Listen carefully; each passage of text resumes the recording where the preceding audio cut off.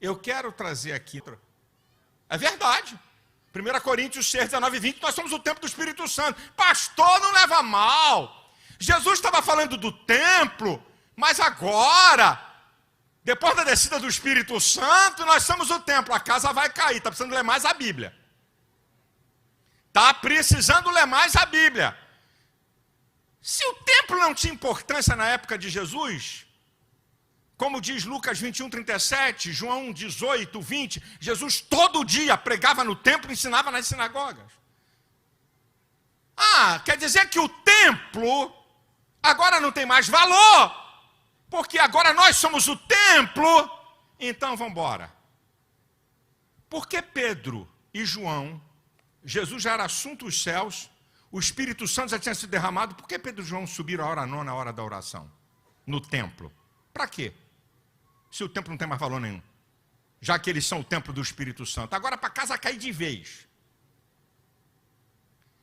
Mais de 50 anos depois da descida do Espírito Santo e da ascensão de Cristo, Atos 22, 17, Paulo, quando chegou a Jerusalém, foi orar no templo e foi arrebatado.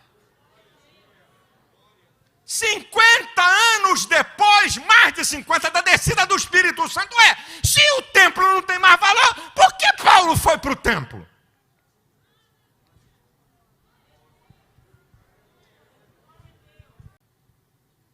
Não, o templo não tem valor não.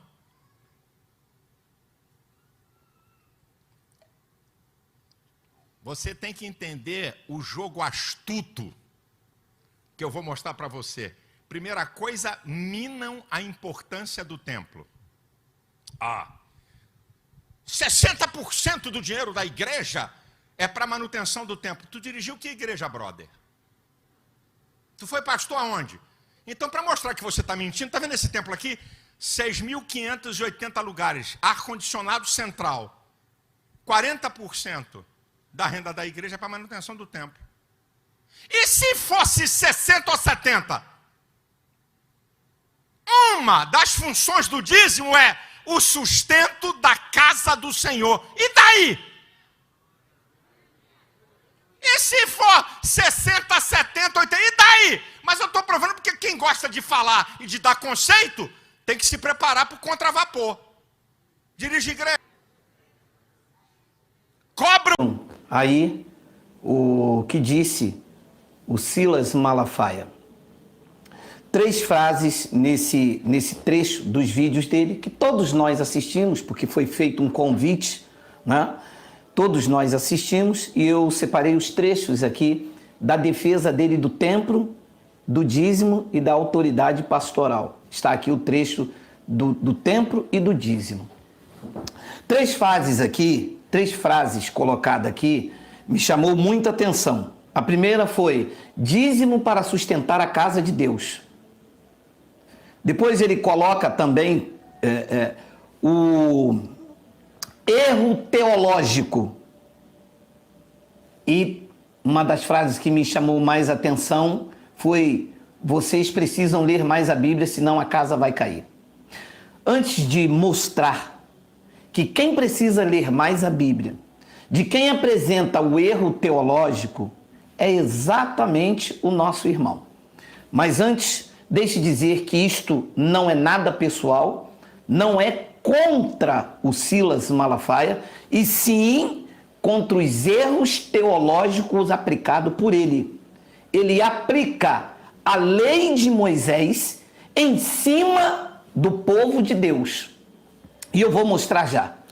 Antes, deixe dizer uma coisa. Ao contrário do nosso irmão, que tem um currículo invejável, eu não sou da família evangélica, portanto nunca fui sustentado com o dinheiro de ninguém, principalmente do dízimo, que é um erro teológico. Não tenho formação acadêmica e por isso eu prego o que eu entendo como verdade. E não tenho salário pago por dizimista. Sou obreiro, trabalho pessoalmente, sou pedreiro e trabalho para sustentar a minha família. Não tenho nenhuma formação secular, sou semi-analfabeto, só que eu não sou burro. Eu tenho os olhos iluminados para andar segundo a verdade do Evangelho. Então, as frases que me tocaram muito foi erros teológicos. Dízimo para sustentar a casa de Deus com 40, 60 e ele gritou, se fosse 60 ou 70. E a outra frase, precisa ler mais a Bíblia que a casa vai cair. Então vamos ensinar a ele e aos demais assembleanos que defendem o templo e o dízimo a revelação da graça de Deus. Meu nome é Geraldo Moraes, você está no canal Igreja em Espírito e em Verdade. Vamos para a Bíblia. Olha o que diz Deuteronômio, capítulo de número 14, versículo de número 22. O livro da lei, a Torá, estamos no Pentateuco. Nenhuma dessas palavras aqui são aplicadas para a igreja, e sim para o povo de Israel. É a lei de Moisés. Nós estamos vivendo a graça. É uma nova aliança, não é a aliança antiga. A aliança antiga, Cristo pôs fim. Romanos 10:4. Naquele madeiro ele cumpriu a lei. A frase tetelestai, do grego, quer dizer está cumprido, está consumado, não existe mais nada o que fazer. Paulo explica aos Colossenses, no capítulo 2, no versículo de número 13, que o escrito de dívida que constava de mandamentos e ordenanças, no madeiro ele rasgou. Ora, como é que um pastor vai me fazer pagar uma dívida que Cristo já pagou? Esta dívida estava sobre o povo judeu. Era o povo judeu, debaixo da lei de Moisés, que tinha que dar dízimo.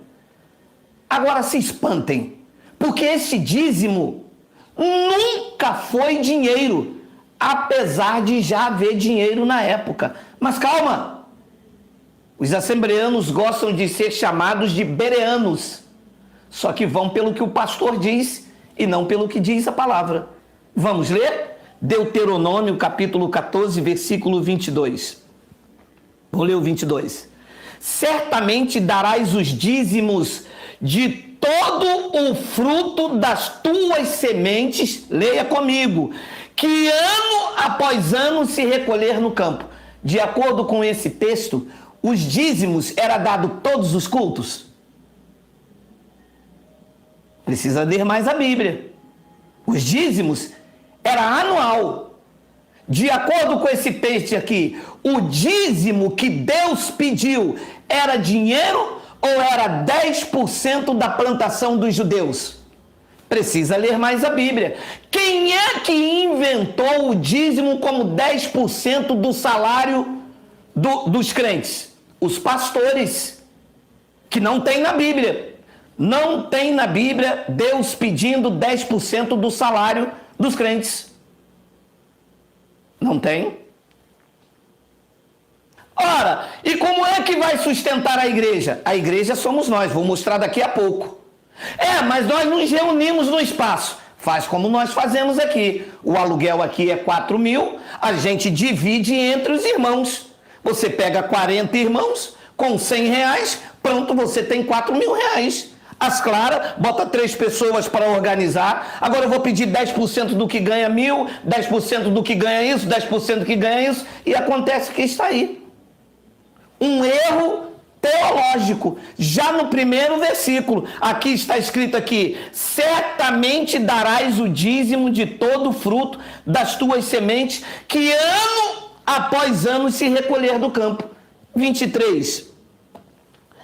E perante o Senhor teu Deus, no lugar que ele escolher para ali a fazer habitar o seu nome, olha lá, comerás o dízimo do teu cereal, do teu vinho, do teu azeite e os primogênitos das vacas, das tuas ovelhas, para que aprendas a temer o Senhor teu Deus todos os dias. Segundo esse texto aqui, aonde era o local que Deus para os judeus escolheu para viver? O templo em Jerusalém. O templo em Jerusalém era o local que se deveria levar o dízimo. O dízimo, não, segundo o conceito judaico, não era levado para as sinagogas, não era levado para as tendas. O dízimo, segundo o que Deus ordenou por meio de Moisés, era para ser levado no templo em Jerusalém. Ouça, o templo em Jerusalém não entrava gentios, era abominação. Judeus e gentios não se falavam. Esta era uma lei para Israel. Eles querem aplicar a lei para a igreja, mas essa lei acabou. Diz Romanos 10:4 que o fim da lei é Cristo. O fim do dízimo, o fim dos dogmas, o fim do sacerdote. Mudou a lei, mudou o sacerdote.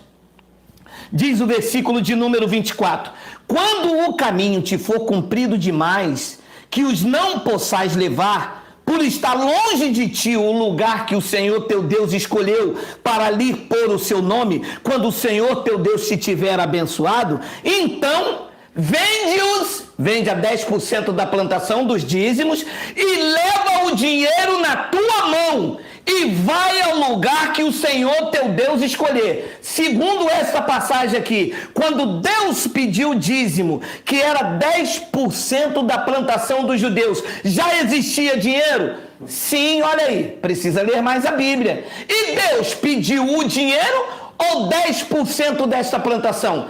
10% desta plantação. O erro teológico está em nós que pregamos a graça de Cristo ou está nos pastores legalistas que ainda trazem a antiga aliança e jogam no colo das pessoas para sustentar um templo? Mas que templo? Que Deus não habita em templo feito por mãos de homens. E o templo, este aqui, em que as pessoas levavam dízimo, Jesus disse, não ficará pedra sobre pedra. O templo não teve importância, tanto é que Cristo derrubou. Derrubou quando ele morreu? Não, derrubou em 37 anos após a sua ascensão ao céu. Então veja, já havia dinheiro lá na lei de Moisés. Eu estou lendo a Torá, Deuteronômio, o 5º livro de Moisés da lei. Havia dinheiro, mas Deus nunca pediu dinheiro a ninguém, porque Deus não precisa do dinheiro dos crentes. Deus pediu 10% da plantação, isto era para sustentar a tribo de Levi, que não tinha herança, não podia trabalhar. Os pastores se passam como Levi, e querem viver de 10% da renda dos crentes, que trabalham, pegam trem cheio, pegam um ônibus cheio, enquanto os pastores dentro do gabinete pastoral, elaborando o que fazer para colocar a lei de Moisés de volta dentro da igreja de Cristo, que está livre. Para a liberdade foi que Cristo nos libertou. Permaneceis, pois, firme, e não vos prendais ao jugo de escravidão, que era o que a lei fazia. Então veja, o dízimo não tem nada a ver com a igreja atual. O dízimo era para Israel. Malaquias, capítulo 1, versículo de número 1. Sentença pronunciada pelo Senhor contra Israel por intermédio de Malaquias. Vocês, assembleanos, que gostam tanto de fazer teologia, que gostam tanto de estudar estudo bíblico, vocês que gostam de ser chamados bacharéis em teologia, são consagrados, dizem que o Espírito Santo fala com vocês. O Espírito Santo e o curso de teologia de vocês nunca mostrou que todo o conteúdo do livro de Malaquias não é uma sentença contra a igreja, e sim contra o povo de Israel? E quem está me ouvindo aqui é de Israel, diga Abba Pai. Ninguém. somos brasileiros, debaixo da Constituição, que me dá o direito, a liberdade com respeito, que eu não estou atacando a pessoa, eu estou trazendo aqui, refutando a sua argumentação, porque ele disse que há um erro teológico não sustentar ou não manter o dízimo e menosprezar o templo, e eu estou mostrando aqui por A mais B, claro, limpo, que o livro de Malaquias era uma sentença contra Israel, não contra a igreja de Cristo. Depois então vem a frase que os pastores amam. Malaquias capítulo 3, versículo 8. Roubará o homem a Deus? Todavia vós me roubais em dizer, em que te roubamos? Vós quem? Se o conteúdo está direcionado a Israel, era nós, a igreja? Ou era o povo que estava roubando, em especial os sacerdotes? Isso não tem nada a ver comigo. A carta, a sentença, está endereçada a Israel. Ora, aqui no Rio de Janeiro prenderam Sérgio Cabral com mais de 100 anos. A sentença dada a Sérgio Cabral diz direito a mim? Não, é uma sentença direcionada. Ele não diz aqui, palavra do Senhor por meio de Malaquias à humanidade. Aí tudo bem, mas era contra o povo de Israel, era contra a nação de Israel. E Deus perguntou, roubará o homem a Deus? Todavia vós quem? O povo de Israel. Aonde está o erro teológico? Quando futurizam esta passagem, tiram ela de Israel e botam para dentro da igreja. A igreja pensa que sabe tudo, cega, obedece os seus líderes. Depois diz o versículo de número 9, com maldição sois amaldiçoados, porque a mim me roubais. Olha a conjugação verbal de quem não tem currículo, de quem não nasceu no lar evangélico, de quem chegou ontem. Olha a minha conjugação verbal. Vós, a nação toda. Qual era esta nação? A nação de Israel. O que isso diz respeito a mim? Aí disse assim no vídeo dele, o meu ensino sobre o dízimo não é meu, é da Bíblia. É da Bíblia, mas era para Israel. Não tem nada a ver comigo. Esse escrito de dívida foi cancelado por Cristo. Isto era uma dívida anual, como nós temos IPTU e PVA. Isto era uma dívida anual, você leu em Deuteronômio, que os judeus tinham anualmente para sustentar os levitas lá no templo. Que não existe mais levita, porque o templo caiu em 70. Com maldição sois amaldiçoado, porque a mim me roubais, vós, a nação toda. Versículo de número 10. Trazeis todos os dízimos à casa do tesouro, para que haja mantimento na minha casa. Claro, mantimento está falando de quê? Comida. Está falando de frutos, verduras. Era isso que era o dízimo. A casa do tesouro ficava onde? Em Jerusalém. Ficava, não está mais. A casa do tesouro não é a igreja que um homem vai no cartório e escreve lá Ministério do Pastor Cuscuz. Isso não é a casa do tesouro. Isto é um edifício de pedra, onde cada um prega a sua doutrina, cada lugar tem o seu pastor. Que Deus que tem tanta casa é essa? Agora pergunta a eles assim, traz para a casa do Senhor, a igreja de fulano é a casa do Senhor. Ah, tá bom, pastor, então esse mês eu posso levar o meu dízimo para aquela outra igreja, porque lá também é a casa do Senhor? Vê se eles deixam. Precisa ler mais a Bíblia, porque senão a casa cai. Porque aqui o berimbau canta, e canta bonito, dentro da palavra, que não é nada pessoal. Trazei todos os dízimos à casa do tesouro, para que haja mantimento na minha casa. E provai-me nisso, diz o Senhor dos Exércitos, se eu não vos abrir a janela do céu e não derramar sobre vós bênção sem medida. Que bênção seria essa, se está tratando de plantio, de agricultura, de 10% da plantação? Deus iria enviar chuva dos céus, abrir a janela dos céus, uma linguagem de figura, chuva sobre a lavoura dos judeus. Versículo de número 11. Por vossa causa eu repreenderei o devorador. Para! Devorador aqui era uma espécie de gafanhoto, que tinha vários tipos de gafanhoto. Tinha um migrador. E esse devorador, por conta do povo estar em desobediência, em especial os sacerdotes, iria devorar a plantação dos judeus. Devorador aqui, eles que mandam a gente ler a Bíblia, eles que diz que são um erro teológico, transformaram em demônio. Mas demônio não come alface. Olha lá, para que não vos consuma o fruto da terra, e a vossa vide, a videira, não será estéril, diz o Senhor. De acordo com o que você leu o texto, este devorador estava consumindo o salário, o dinheiro. Sabe por quê? Porque eles estão hábeis em transformar a verdade de Deus no engano.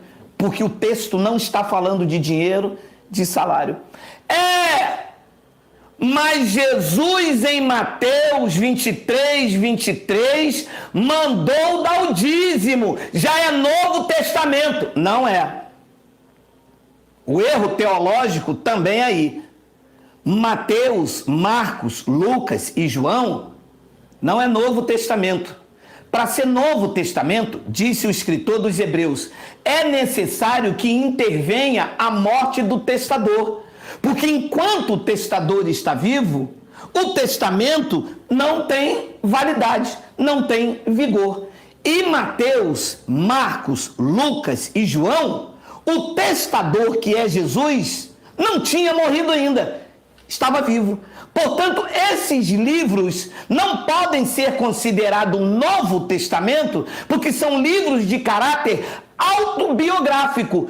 Todas as vezes em que Jesus fazia um milagre, ele dizia, vai ao templo e oferece a oferta que Jesus mandou. Você vê os pastores mandar fazer isso? Não. Por que é que Jesus mandava oferecer a oferta de Moisés? Por quê? Porque ainda estava debaixo da lei. Ele nasceu sobre a lei, viveu sobre a lei.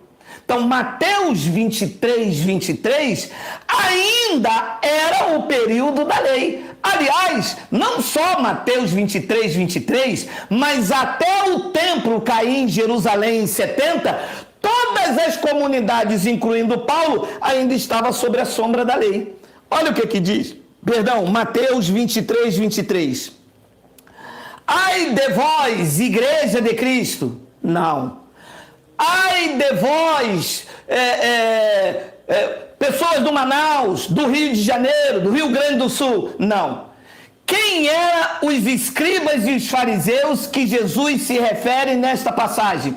Os ferrenhos seguidores da lei de Moisés. Os escribas, os intérpretes, e os fariseus, uma seita, que eram ferrenhos defensores da lei de Moisés. Vamos ler o que eles chamam de erro teológico e que diz que nós precisamos ler mais a Bíblia. Somos nós ou são eles? Aula! Alô! Aula do analfabeto! Aula do pedreiro!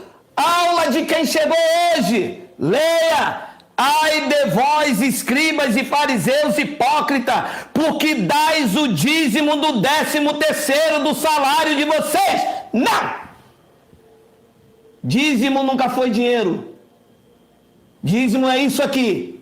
Deuteronômio 14:22. Malaquias 3, 8, 9, 10, 11. Texto e contexto neles. Dízimo era 10% da plantação, era uma dívida anual, era a lei de Moisés.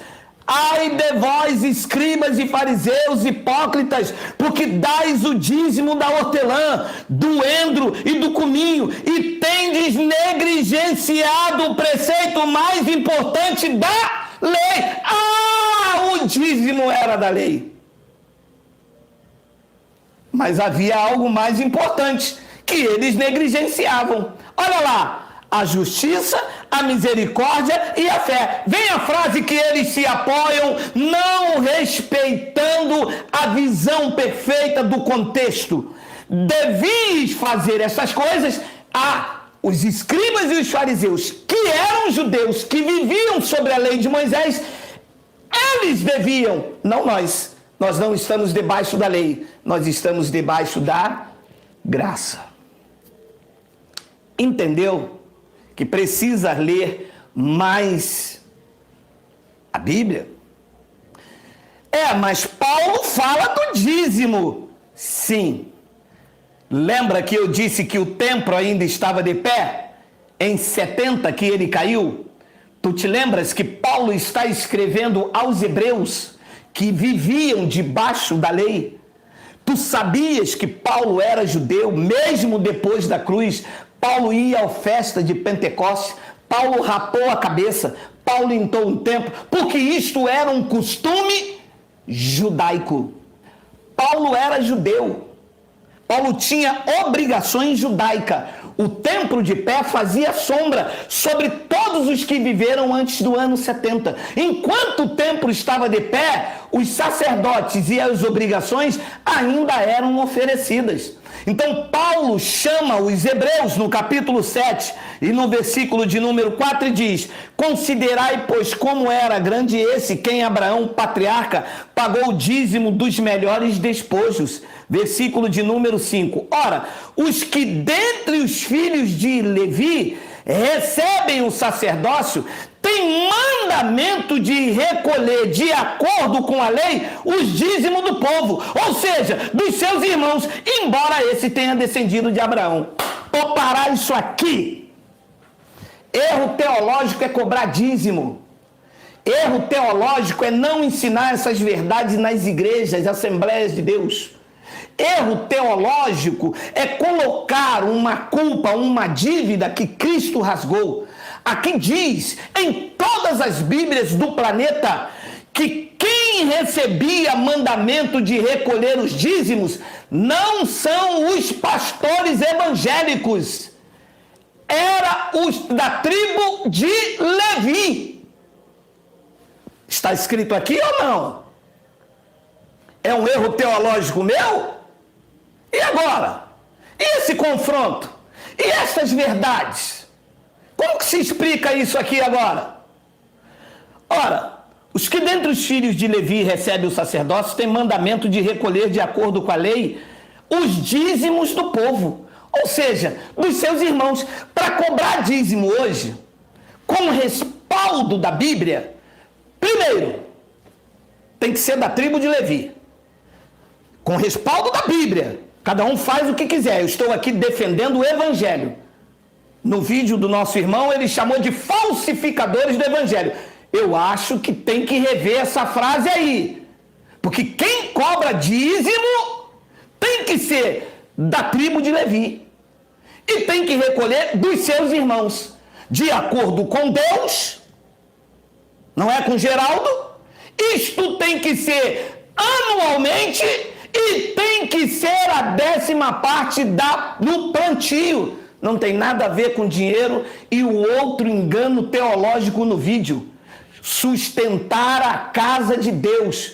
A casa de Deus caiu em 70. Deus habitava lá dentro daquele templo e o conceito judaico ia buscar eles. Os gentios não entravam lá. Os gentios nunca foram no templo buscar a Deus. Quem ia na hora nona, na hora terceira, na hora nona, eram os judeus. Pedro foi ao templo porque ele era judeu. Paulo foi ao templo porque ele era judeu. Gentio nenhum entrava no templo. Era abominação. Era um conceito judaico. Aqui diz: os que dentre os filhos de Levi recebem o sacerdócio têm mandamento de recolher, de acordo com a lei, os dízimos do povo, ou seja, dos seus irmãos. Os pastores não estão autorizados, de acordo com Deus, a recolher dízimo. Então, este era um conceito judaico. Não tem nada a ver com a realidade hoje. Pedro dizia isso. 1 de Pedro, capítulo 4, versículo de número 17, porque a ocasião de começar o juízo pela casa de Deus é chegada. Pedro está escrevendo no ano 68 na Macedônia. Eles futurizam isso para o dia de hoje. 2000 anos já se passaram. O juízo a que Pedro se refere é a parousia, ou como alguns historiadores dizem, a parousia. A parousia foi o juízo que veio sobre o ano 70. O livro Flávio Josefo da Assembleia de Deus, o livro Flávio Josefo, História dos Judeus, ensina perfeitamente isso, onde o general Tito entrou no templo, saqueou, fez e aconteceu, e o templo caiu. Foi a parousia. A casa de Deus para Pedro e para os judeus era lá. Para os gentios, nunca foi. Para os gentios, Paulo trouxe a mensagem que a casa de Deus era eles.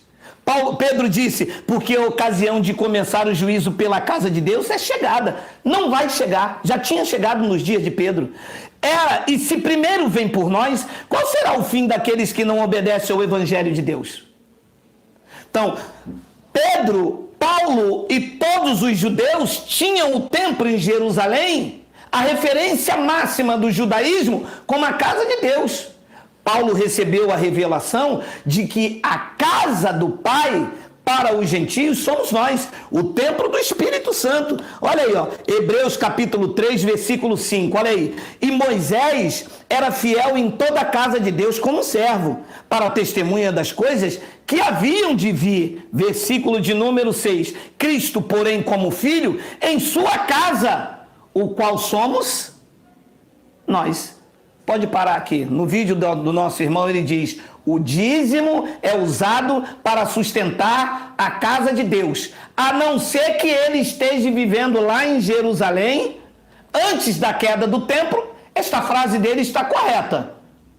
Mas ele futuriza para o século 21 e diz: o dízimo é para sustentar a casa de Deus. Então o dízimo tem que sustentar a mim, tem que pegar tudo que se recolhe nas igrejas e sair distribuindo para a crentada toda. Porque segundo esses textos, quem é a casa de Deus? Quem é? Hein? Hein? Aqui diz que a casa somos nós. Se guardarmos firme até o fim a ousadia e a exultação da esperança, que é esse evangelho que eu vos prego. Sem domínio de homens, sem obrigação de tirar 10% do meu dinheiro, que eu não sou um judeu.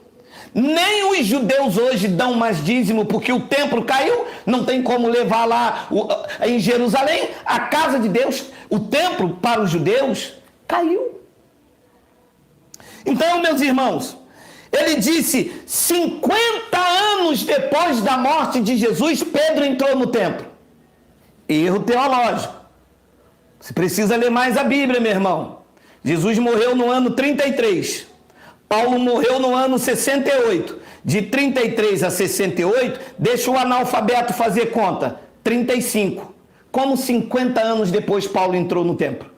Mesmo se Paulo não tivesse morrido decapitado, segundo conta a tradição, em 68 DC, de 33 com a morte de Cristo, ele ainda ficou 40 dias.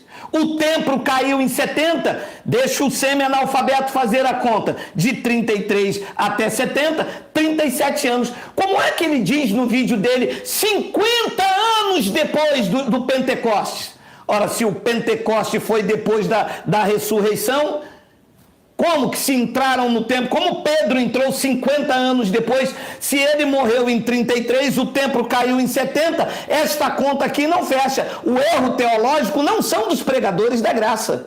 Quem tem que ler a Bíblia não são os pregadores da graça. É alguém que está chamando para si, detendo para si uma autoridade e um conhecimento que não cabe mais nos dias de hoje. O dízimo é uma aberração. O dízimo era para a casa de Israel. Quem poderia recolher os dízimos eram os levitas, e eles duraram até 70. Não durou até a morte de Jesus. O templo continuou de pé. Pedro ia ao templo Formosa. Paulo entrou no templo. Quando é que tudo isso acabou? Quando o templo ruiu, diz Hebreus capítulo 9, versículo de número 9. Estamos dando uma aula, que ele mandou a gente ler mais a Bíblia para casa não cair. Mas eu acho que depois dessa aula tem casa caindo por aí, mas não é a nossa da graça. É do povo legalista que pegam a lei de Moisés e tragam para a graça de Deus. Eles pegam veste velha e costuram em veste nova. Eles pegam vinho velho e colocam em odre novo. E as vidas ficam aí. Diz aqui, é isto, uma parábola para a época presente. E segundo esta, se oferece tanto dons como sacrifício. Embora estes dons e sacrifícios, no tocante à consciência, sejam ineficazes para aperfeiçoar aquele que presta culto.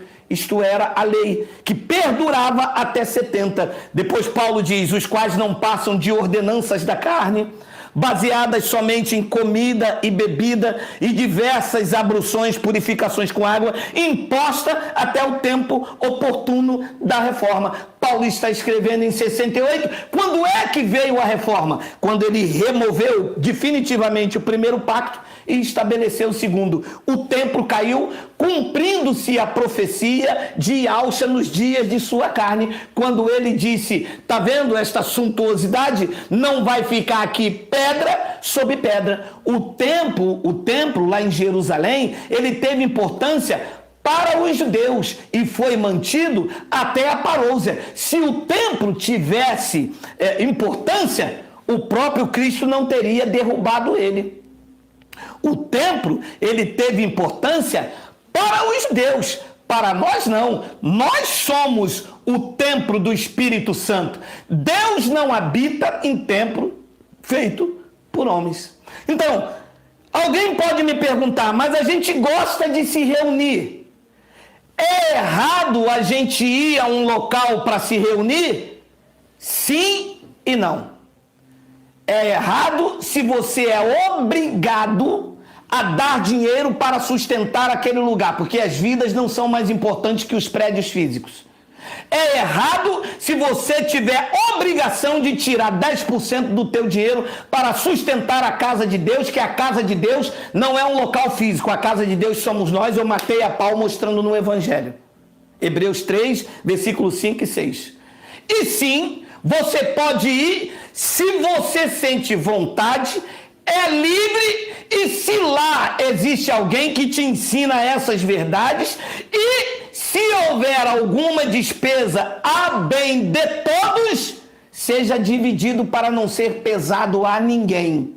Quer se reunir? Alugou aqui uma loja, quanto que é? R$1.000. Meu irmão, R$1.000, vocês querem se reunir? Queremos. Vamos ter uma despesa de 1.000, 10 pessoas dá R$100. Está aqui a contabilidade, está aqui a conta. Agora, tirar 10% seu para dizer que vai sustentar aquele local como se Deus habitasse lá, precisa ler mais a Bíblia. Atos 17, 24 diz que Deus não habita em templo feito por mãos humanas. Paulo, em 1 Coríntios 3,6, diz que nós somos o templo do Espírito Santo. O templo teve importância para os judeus. Para nós, ele ruiu definitivamente. Em Hebreus capítulo 8, versículo de número 3, eu termino esta aula, tá bom? Quando ele diz nova, ele torna antiquada a primeira. Veja, quando ele disse este é o cálice da nova aliança, quando ele disse nova, ele não acabou com a primeira aliança. Ela continuou. O templo estava de pé, fazia sombra.